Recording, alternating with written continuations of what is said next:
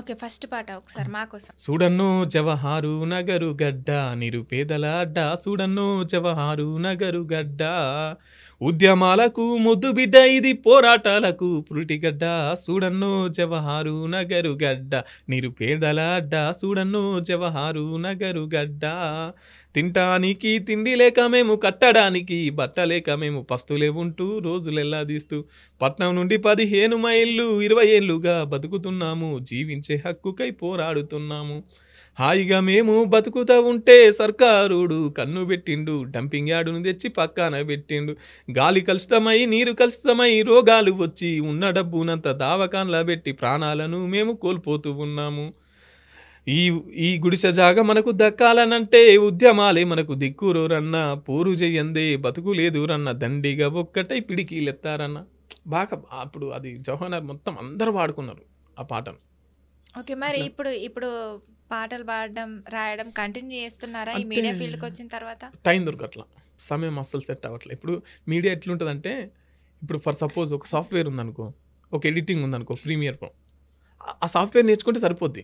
ఇంకో సాఫ్ట్వేర్ రానికి ఇంకో ఏళ్ళు పడుతుంది, ఒక 5-6 ఏళ్ళు పడుతుంది. కానీ మీడియా ఉన్నామనుకో, మీడియా ఒక జర్నలిస్ట్ అన్నామనుకో, ప్రతిరోజు కొత్తే, ప్రతిరోజు పుస్తకం చదవడమే, ప్రతిరోజు పాఠమే.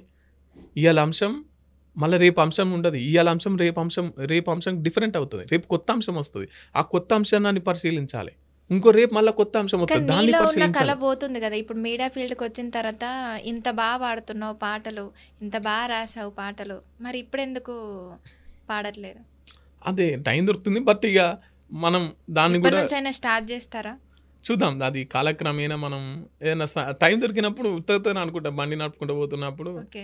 ఇక ప్రాంతాన్ని బట్టి, ఆ ఏరియాని బట్టి, ఎవరన్నా కొంచెం చెప్పిన మాటల్ని బట్టి ఉత్తుత్తగానే ఇట్లా అల్లుకుంటూ పోతుంటా. ఎవరైనా చనిపోయిన వాళ్ళపైన కూడా అట్లా పాడుకుంటూ పోతుంటాం.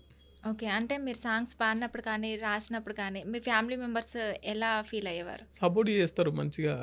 అంటే పర్లేదు. ఎట్లా అంటే వాళ్ళకేంటంటే మధుగాడు ఈజ్ గుడ్, మధుగాడు ఏది చేసినా మంచి చేస్తాడు, మధుగాడు ఏం చేసినా కూడా ఆడు ఒక గొప్ప స్థాయికి వెళ్ళాలన్న కళలతోనే చేస్తుంటాడు మంచి. ఇప్పుడు మా ఊర్లో ఉందనుకో, మా ఊర్లో నా లెక్క బతకడానికి కూడా ట్రై చేసే అది లేదు. ఇప్పుడు ఎక్కడో మారుమూల పల్లెటూరులో పుట్టి ఈ స్టేజ్ వరకు వచ్చినాం, మనకి వెనక బ్యాక్గ్రౌండ్ అంటూ ఏమీ లేదు. అయినా కూడా అంటే వాని సొంత శక్తి, వాని సొంత టాలెంట్ ఉంది అనేది వాళ్ళు గుర్తిస్తారు. మొత్తం అంటే ఇప్పటివరకు 20 ఇయర్స్ నుండి స్టార్ట్ చేశాను అన్నారు కదా, ఎన్ని సాంగ్స్ రాసి ఉంటారు? అంటే నేను లెక్క పెట్టని చాలా ఉన్నాయి, దగ్గర 50 పాటల దాకా రాయొచ్చు. ఓకే. అంటే నాకు గుర్తున్న వరకు. ఓకే. ఆ 50 పాటలలో మీకు బాగా పేరు తెచ్చిన పాట ఏంటి? పేరు తెచ్చిన పాటలు అంటే చాలా ఉన్నాయి, బట్ నేనంతా వాటి నాది ఎట్లుంటుందంటే ఏదో పేరు కోసము దానికోసం కాకుండా, ఇంకా ఇప్పుడు జవహర్ నగర్ అయితే బాగా సంచలనం సృష్టించారు. అక్కడ మొత్తం అందరూ కలిసి పాడుకోవడం, ఇట్లా పాడుకోవడం. ఇంకెట్లుంటాయంటే నా పాటలు రీసెంట్గా ఒక లవ్ సాంగ్ రాశా, ఓకే. యువత మీన. ఓకే. మా కోసం. అందమైనవో ప్రేమ ఏదమ్మా నీ చిరునామా, నీతో గడిపిన కాలం బతుకంతా నింపెను శాపం. అందమైనవో ప్రేమ ఏదమ్మా నీ చిరునామా. లవ్ ఫెయిల్ అయిన తర్వాత, ప్రేమను విఫలమైన తర్వాత అప్పుడు ఉంటుంది అందమైన ప్రేమ, తర్వాత బతుకంతా శాపం అయిపోతుంది. ఒక్కసారి విడిపోయిన తర్వాత, కమిట్మెంట్ లేని ప్రేమలు ఉన్నప్పుడు విడిపోయిన తర్వాత ఈ ఎఫెక్ట్ జీవితాంతం పడుతూనే ఉంటుంది. తలుచుకున్నంతసేపు ఇది ఒక నరకం, యుద్ధం. ఆ కమిట్మెంట్ ప్రేమ, అందమైన ప్రేమ ఎక్కడుంది చెప్పి ఈ రోజులలో. ఇంకా మీరు దేని మీద రాశారు పాటలు? అంటే నేను ఇంకా చాలా రాసా, బట్ నేను ఎక్కువగా ఈ ఎర్రజెండా పాటలు అంటే నాకు చాలా ఇష్టం. గద్దర్ కానీ, విమలక్క కానీ, వీళ్ళ పాటలు ఎక్కువగా వింటుంటా. ఈ విమలక్కకు సంబంధించిన ఈ పాటలు కానీ. ఓకే. మా కోసం. విమలక్క అప్పట్లో బాగా వాడుకునేది ఈ పాట, అందరికీ తెలిసిన పాట, అందరికీ వచ్చిన పాట. ఆడుదాం దప్పుల్ల దరువేరా పల్లె తెలంగాణ పాట పాడరా, ఎటు చూసిన టీవీలే కదరా, మీ పని పాటలన్నిటిపై దాడే కదరా.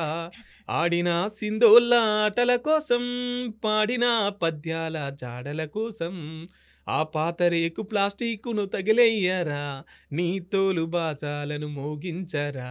ఆడుదాం దప్పుల్ల దరువేరా పల్లె తెలంగాణ పాట పాడరా.